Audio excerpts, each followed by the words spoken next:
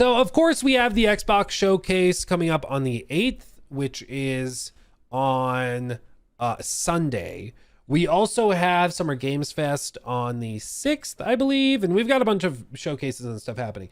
But one of the things people have been expecting, kind of ready for, is Bethesda and their presence at that showcase. Now, some are, I think, I'm in this camp. We're thinking that they just showcase Starfield expansion number 2, which might offer 6 hours of gameplay this time and more paid mods and stuff, but who knows? I'm not expecting much, okay? But there's been a couple of people that have been stirring the hype pot, suggesting that we might see something even bigger. And I want to know your thoughts on this, because I'm not sure if I buy it. The first suggestion from some is that we're going to see a Fallout 3 remake reveal. That is not impossible, but I think that almost certainly is coming next year. I don't think that they're doing it this year. They already did the Oblivion remake this year, or remaster. I don't think that they will drop 2 within like a 12-month period. I just don't think they need to. So I'd be surprised if that happens, but it's not impossible. The other one that I'd be shocked to see was echoed by Juicehead, which is if you don't know Juicehead, he's a YouTuber, does a lot of like Bethesda coverage, RPG coverage and stuff. And he said, we might see a trailer for Elder Scrolls 6 next week. What's the over-under on this? I have to know. Let's do a straw poll. Straw poll. You ready? Do we see, not GTA, geez, Elder Scrolls 6, I guess at this point it's this week for the showcases. Yes. I'm not doing a no, or I'm not doing a maybe, okay?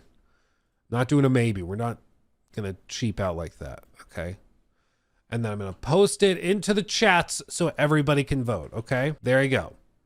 It is in both chats. Yeah, it's the overwhelming consensus is no, which is my expectation as well. And mainly it's just that they're not doing auto refresh anymore. Oh, that's weird. They used to do auto refresh. Now they make me click a button. I'm too lazy for this, but I think it's very, very unlikely. Very, very unlikely, but it's not like they're just throwing this out for no reason, okay? As you can see, there's some commentary here. With Starfield DLC and Outer Worlds 2 taking the main focus, and probably Fallout Season 2 trailers, that's a lot to not distract from each other. Plus, most predictions say that The Elder Scrolls 6 is 2027, so it's early to show the game more versus returning to as close to release as possible strategy. No? And he replied, I don't think we see Fallout Season 2 trailer. Starfield was 2023, and I had trailers at the 21 and 22 showcases. If The Elder Scrolls 6 is 2026, I could see a trailer late into the showcase as a bit of a mic drop moment that helps people justify staying subbed to Game Pass till next year. And this is not the first time Juicehead has mentioned the 2026 release date for Elder Scrolls 6. I wonder if I can find another one. But there's been other times where he has specifically said that he thinks that there might be the chance for Elder Scrolls 6 coming out next year. Use Grok. Oh, that's a good idea. Hold on.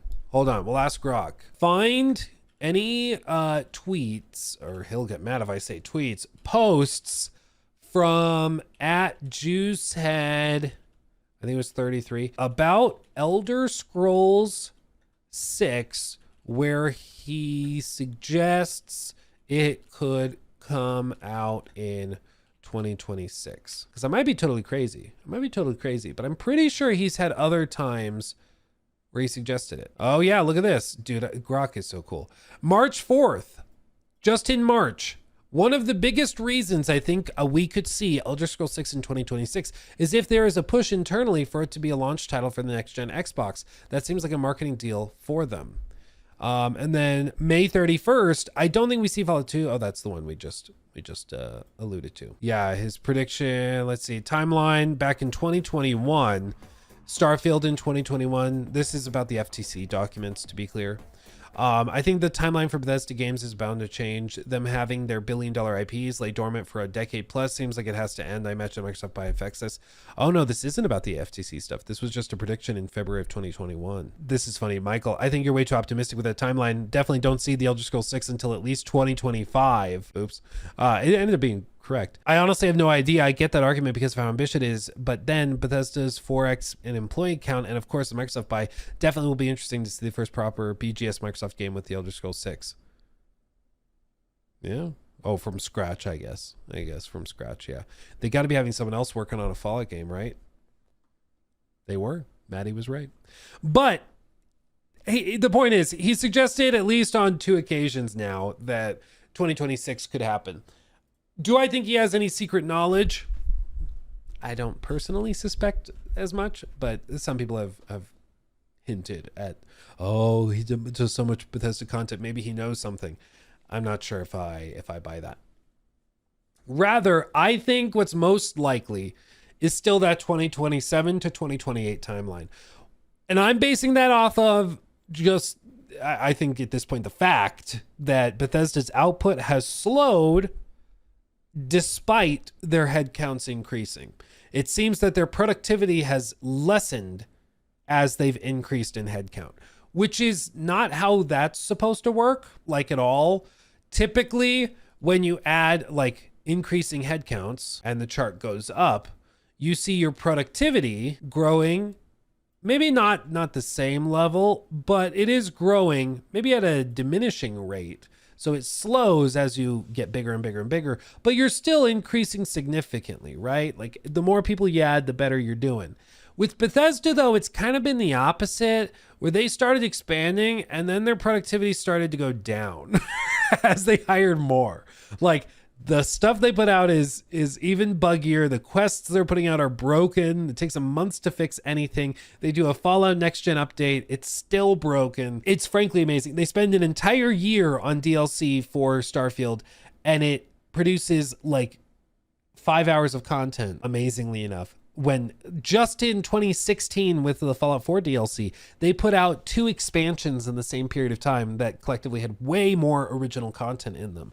Like, it's bizarre, but their productivity actually drops the more people they hire, seemingly. So my understanding is that, you know, this isn't as simple as just, well, they have more employees now, so they can do more. I don't think that that's a thing. Now, it could be revealed this week if they're going to do the same thing they did with Starfield, where they reveal it and then do like 2 years of trailers and reveals before it releases.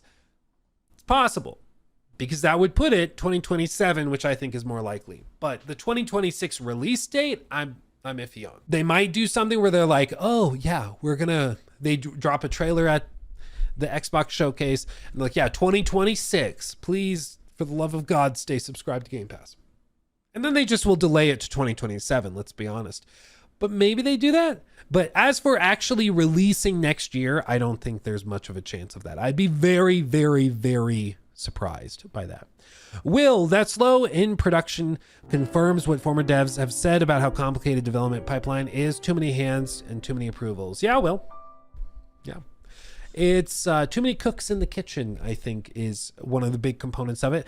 And that's why I found that talk from CDPR so interesting about the development of Phantom Liberty, because they talk about how they had to completely restructure the company to get that project out the door, because the traditional way of doing things by department didn't work anymore. So they had to create strike teams where they had one person from, you know, the animation team, one person from the questing team, a writer in there, a programmer in the strike team. And then they would go through the game working together, almost like mini indie teams, Jacob all collectively Kenobi working on the one big thing, right? $9.99 through Super Chat. I think they shadow drop Foe 3 in a few years. For S6, if it's 2027-2028, I could see them dropping a trailer, but they don't have a release window. Xbox has a history of showing games way too early. Yeah, I don't think we have to wait a few years for Fallout 3. I would expect probably next year would be my guess for Fallout 3, late next year. As for Elder Scrolls 6, yeah, 2027 to 28. I could see them dropping a trailer, but they don't have a release window. Xbox has a history of showing games too early. Yeah, well, it's also just something that they kind of need to do, because they need to keep people subscribed, of course. And the way you keep people subscribed is by justifying the subscription in their mind. So every time that they pause and they go, you know, I'm not using Game Pass much, I could unsub, save the $20 a month or whatever tier you're at. But then you want them to pause and go, well, but Elder Scrolls 6 is coming out soon. And Call of Duty is on it. I do play Call of Duty every once in a while with my friends. And, you know, I'll keep it. You know, they just need a couple of like mental roadblocks to prevent you from unsubscribing. Just a couple. Just a couple. And I think by revealing some of this stuff early, they can keep you hooked. My prediction for one of the big surprise, maybe surprisingly captivating games of the show is actually one that they've shown a lot, one that I'm very optimistic about. As you can see, Clobriel posted a GIF of it, the gameplay stuff they did reveal, which is State of Decay 3. I played the crap out of the first State of Decay. State of Decay 2 was also good, but it's kind of broken at launch. It had some problems. But State of Decay, they've been working on this for a long time.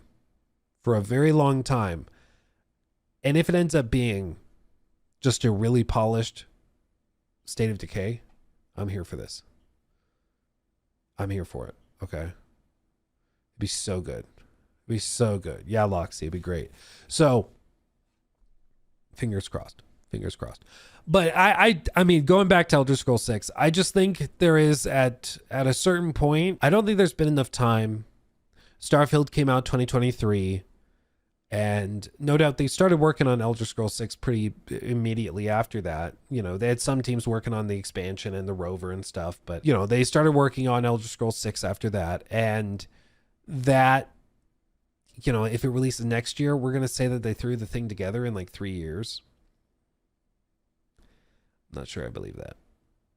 I'm not sure I believe that. I mean, maybe, but I mean, maybe I should put it this way. An Elder Scrolls game made in 3 years is probably not the one you want. Just saying. The one you want probably takes like, you know, 4 or 5 years. I don't see how the Bethesda that took a year to make Shattered Space and made Starfield, I don't see how they can pump out a 10 out of 10 Elder Scrolls game in 3 years. You know, I just don't personally see it. He took my thing.